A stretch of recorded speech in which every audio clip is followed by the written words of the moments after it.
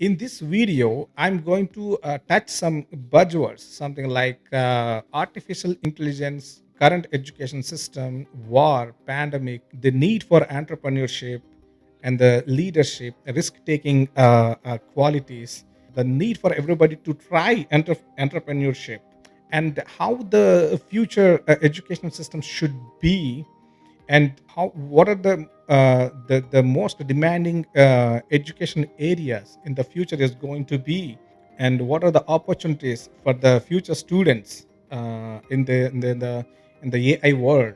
All these buzzwords I'm going to touch in this video, so stay tuned till the end.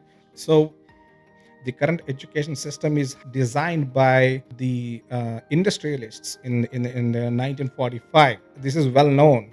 You can actually divide into two sectors, the students into two sectors: student who opted for the vocational courses and engineering and skilled courses, at the same time, and students who opted to study basic sciences, basic subjects like physics, chemistry, biology, electronics, electricals.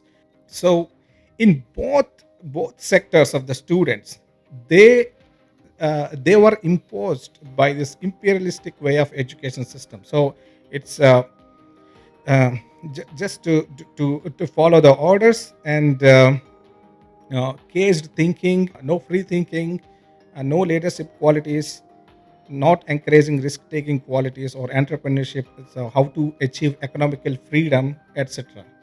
These subjects are discouraged in this education system. So there happen to be more and more demand for the skilled people and vocational courses and engineers. So to help the industries to thrive, there is a big bias happened between the students. More and more students opting for vocational courses and the skilled courses to grab the job opportunities soon after they come out of their college. So less and less people started opting for the basic sciences or basic subjects, and at the same time, our system also compensated these the two sectors in biased. So more and more students, when they opted for the skilled courses, and this eventually made the companies to thrive, and this led to few companies to gain monopoly. So, for example, if you take S&P 500 list in USA's top 500 companies, if you take only 20 to 25 companies, uh, or bringing 90% of the growth. So this is an example of the monopoly. So a company becoming bigger is not the problem. The problem is, at the same time, there is if there is a lack of a system where even the small companies can thrive independently. That's the risky situation, because if these monopoly bigger companies, if they collapse, the total economic system will be collapsed. Now what happened is, there is a immense competition is happening between these monopoly companies. So in order to thrive even further, these companies, they need innovative thinkers, free thinkers, entrepreneurs, risk taking people. It's difficult to find them suddenly.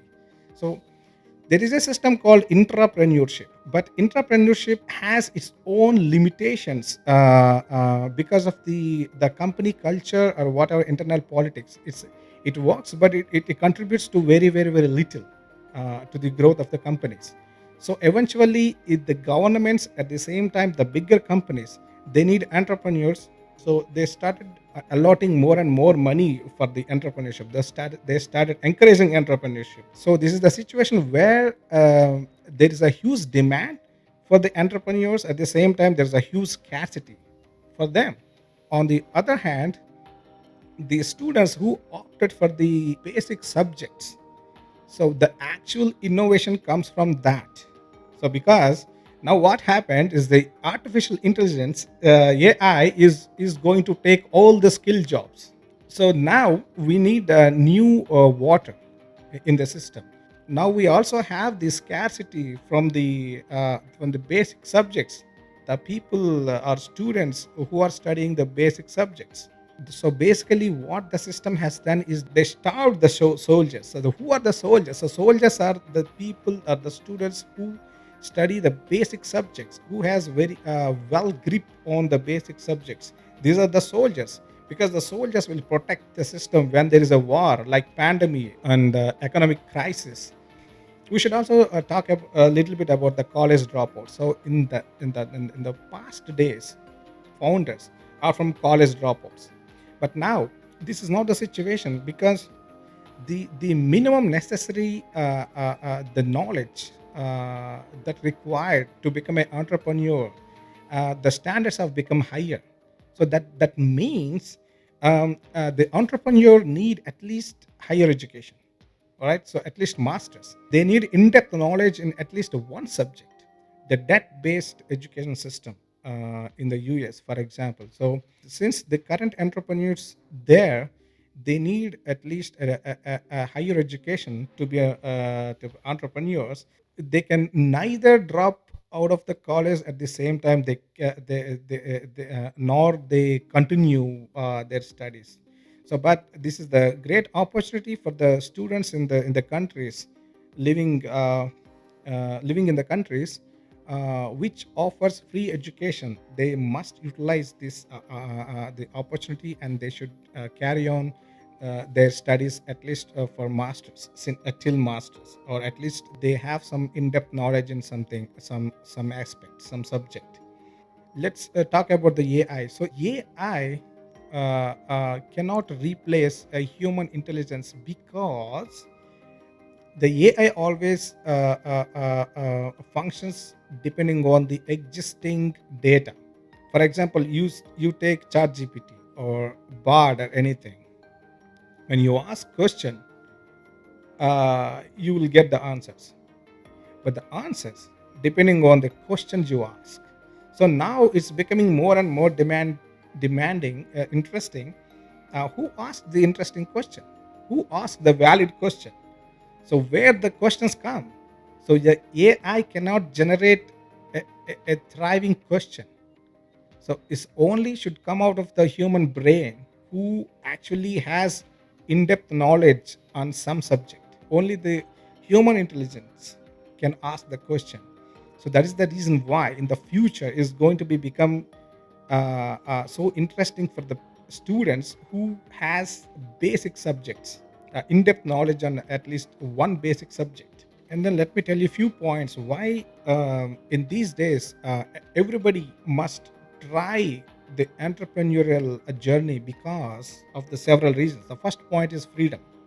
So, freedom and independence. Only entrepreneurship allows you freedom and independence, because you can be your own boss, and you can make your own decisions. That's actually a fun, but of course, entrepreneurship is not that easy, but it's worth trying in these days. And the second point is innovation and creativity. So you can escape from a routine way of doing things every day when you become entrepreneur, because that that demands you innovation and creative thinking. That is actually fun. If you really have an in-depth knowledge in some subject, it's actually fun. You actually enjoy that. And the third point is financial potential. And these days, actually, it is true that most of the startups fail, but still it has a lot of financial potential. You can be financially independent. And then fourth point is personal growth. So the entrepreneurial journey will make you to grow in 360 degrees in all the directions, to think freely, to be technologically knowledgeable, to learn how to manage people, to learn psychology, to learn a little bit of philosophy, the leadership skills, risk taking skills. The entrepreneurial journey will help you to grow in all the directions. And then the fifth point is impact. So this is very important, because once you enter entrepreneurial journey, you already promise the society to provide some value. So that means if you are successful, or at least you are not successful, you are actually trying to make some impact on the a good impact on the society. The sixth point is flexibility. Flexibility in the sense you have a lot of responsibilities, but you have flexibility in terms of timings, right? In terms of decision making, in terms of managing the funds. So you have the flexibility. Seventh point is networking. You have the opportunity to meet more people, to talk to them, to share their experiences. You will have mentors. Um, you will have your co-founders. You will have your employees. So all the things actually help you to grow in all the directions, to know more about the people. You don't feel alone. The last but not least is the legacy. Whether you will become successful or not, you will leave a legacy of at least trying or being an entrepreneur to your next generation. It could be your siblings, or it could be your next generation, your kids, or your grandkids, whatever. So they get inspired by you.